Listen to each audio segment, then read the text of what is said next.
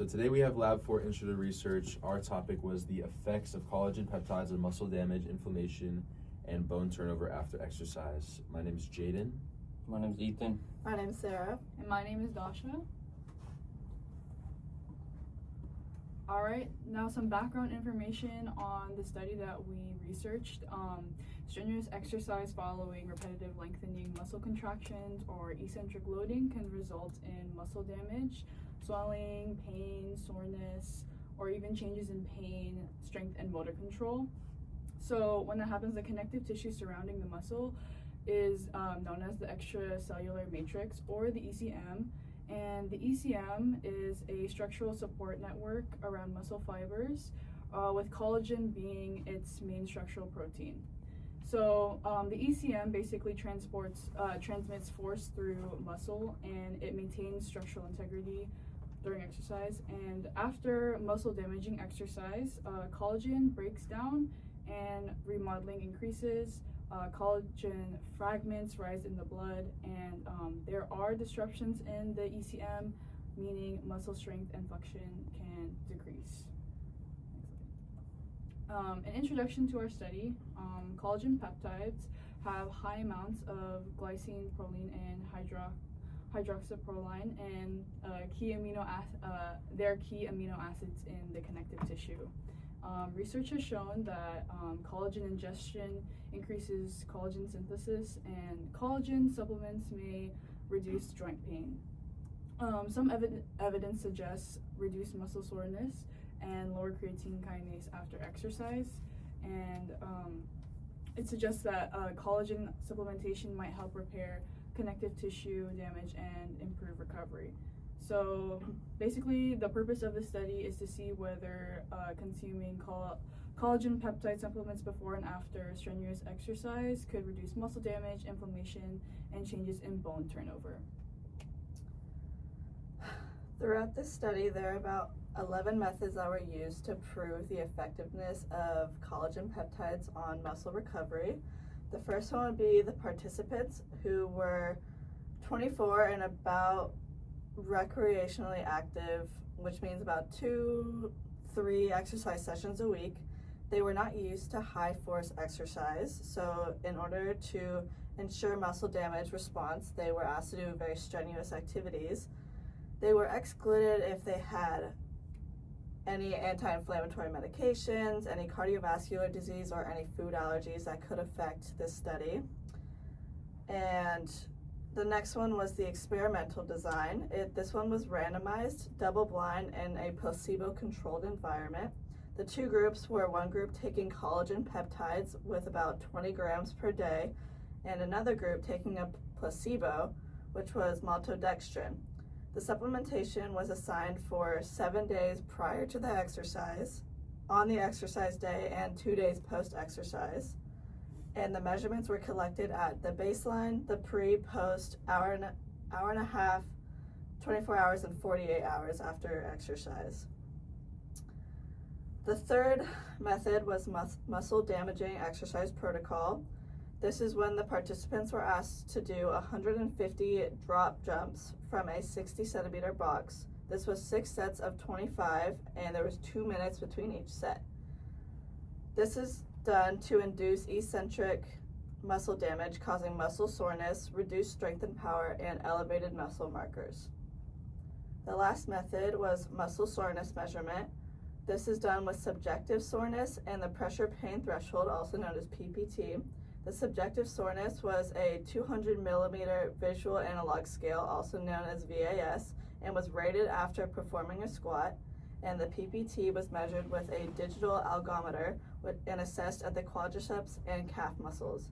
This was important to determine muscle soreness as a primary functional indicator of exercise-induced muscle damage and recovery.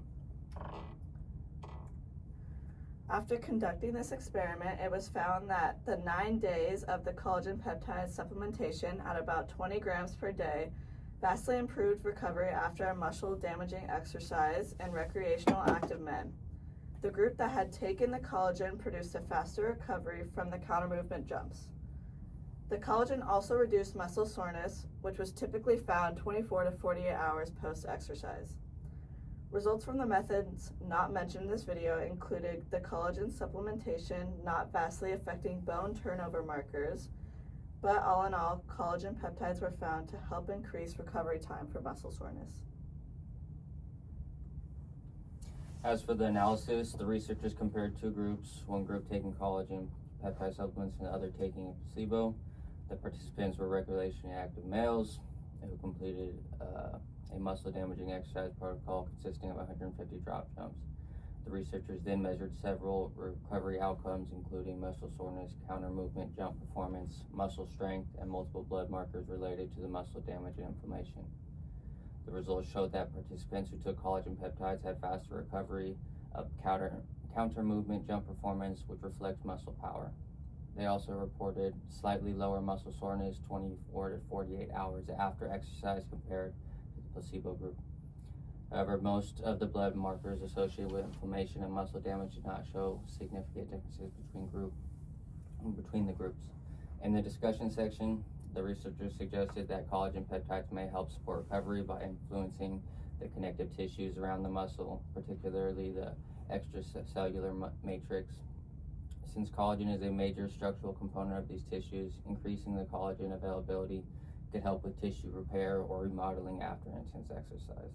However, the study did not find strong changes in inflammatory markers or bone turnover markers. Because of this, the exact biological mechanism behind the improved recovery is still uncertain. Meaning we need more research for this. The authors suggested that further research is needed to better understand how collagen supplementation may influence muscle recovery. For the main takeaways, overall, the study suggests that collagen peptide supplementation may provide small benefits for exercise recovery. Specifically, it may help reduce muscle soreness and allow muscle power to recover more quickly after strenuous exercise. At the same time, the improvements were modest and were not seen across all measures. Because the study had a relatively small sample size and only included recreationally active males, more research is needed to determine whether these findings apply to a larger, more diverse populations. As for the real-world application, athletes and or physically active people may benefit from the use of collagen peptide, especially in high-intensity or extremely muscle fatiguing settings. However, collagen peptide or any use of a peptide should be seen through the lens of supplement to recovery, not a placeholder for factors such as rest, nutrition, proper training, or like hydration, or sleep and all that. It may help reduce muscle soreness, ramp up recovery of muscle strength and performance, and aid with connective tissue repair. And the demographic of the use of the supplement, normally intensely trained athletes, those who go through high intensity workouts, like professional athletes, and those who use the gym as kind of a temple. They use those peptides to help their performance. The return to sports scenarios, those such as like an ACL tear or a bunch of sports injuries, they use those when they come back to sport. And strength and endurance athletes also use these strength and endurance to aid their performance in whatever athletic endeavor they're trying to achieve.